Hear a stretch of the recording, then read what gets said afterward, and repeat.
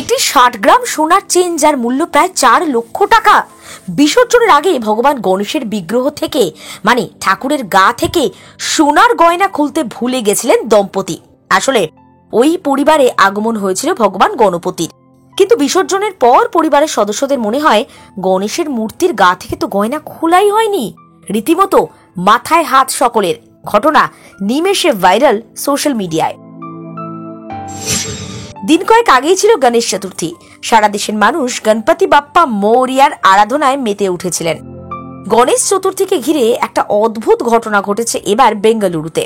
বেঙ্গালুরুর এক পরিবারে গণেশ পুজোর আয়োজন হয়েছিল, কিন্তু বিসর্জনের পর পরিবারের সদস্যদের হঠাৎ খেয়াল হয় গণেশের মূর্তির গা থেকে তো গয়না খোলাই হয়নি।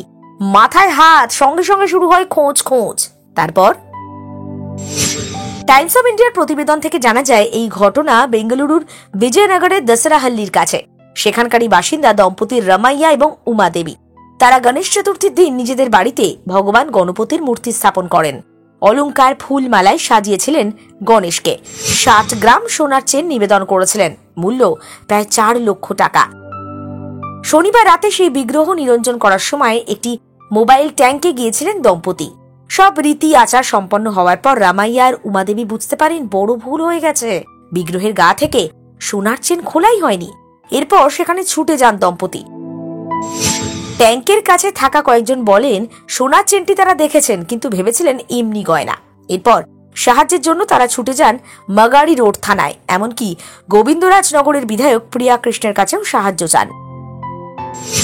এদিকে নিরঞ্জনের ওই মোবাইল ট্যাঙ্কটির ব্যবস্থা করেছিলেন লঙ্কেশ ডি নামে এক ব্যক্তি। স্থানীয় বিধায়ক ওই ব্যক্তির সঙ্গে যোগাযোগ করেন।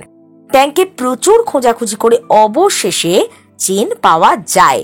10,000 লিটার জল বের করে ট্যাঙ্ক থেকে চেন উদ্ধারের অনুমতি পান রামাইয়া উমা দেবী। পরের দিন পর্যন্ত চলে সোনার চেনের সন্ধান। 10 জনের চেষ্টায় উদ্ধার সোনার চেন।